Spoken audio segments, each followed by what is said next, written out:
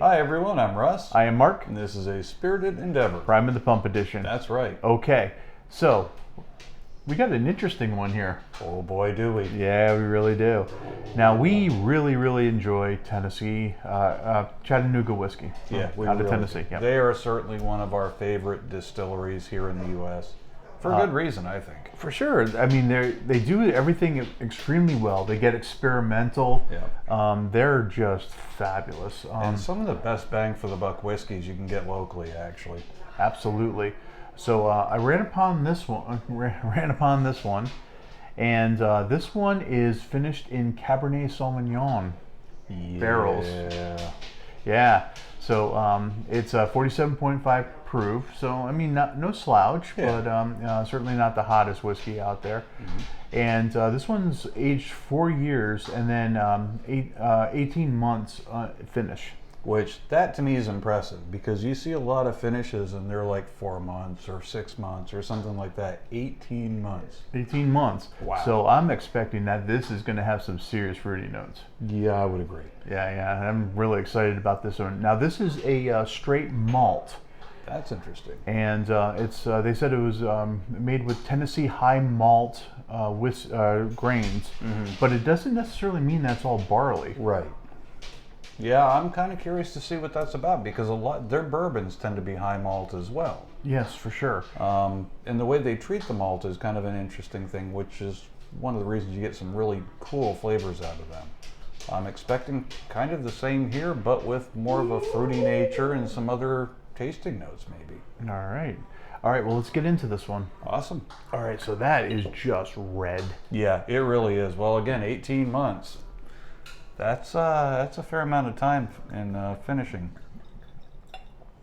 That said, I mean, it's, oh yeah, no, that's that imparted some color.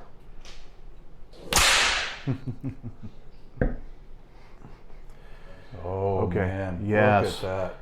Oh wow, now that is like gold. That's gorgeous. Yeah, that really is. So a little bit of rose gold. Yeah. No, that's pretty.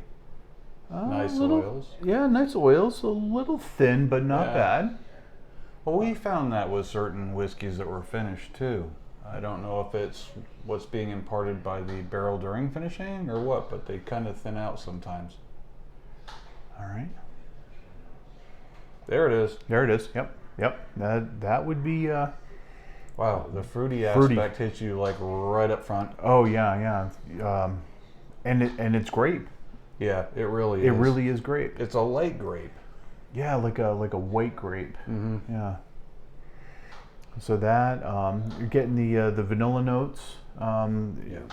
It's not getting much in the way of like a corn or anything of that nature, though. No. This is more on the malt barley side. Yeah. Oh, I do like that though. Oh, There's I a do too. Really nice natural sweetness to that one. And it's soft on the nose too. Yeah. So there's a lot going on, but none of it punches you in the face.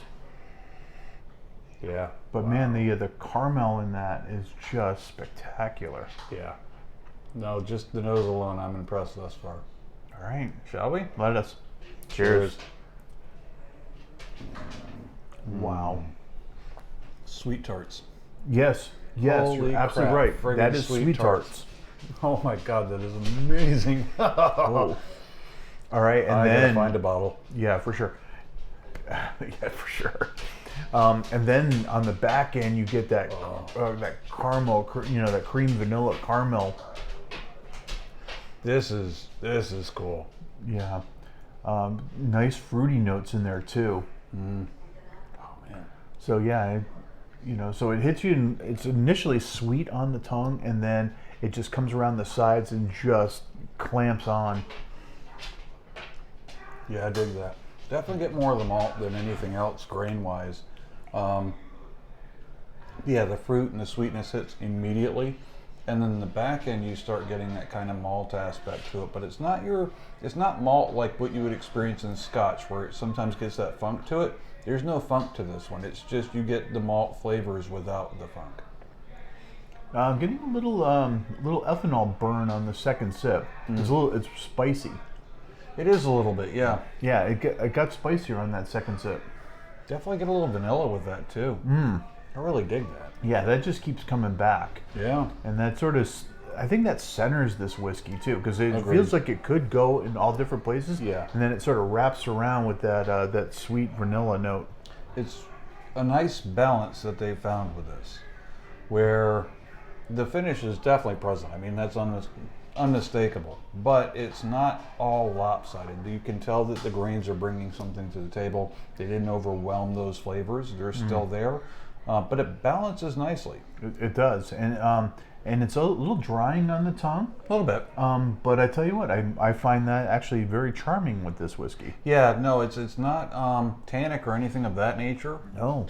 No, and it just sort of fades really nice, you know, and just sort of just wanders off into the distance out in the sunset. It reminds me of a very well-mannered, finished Scotch.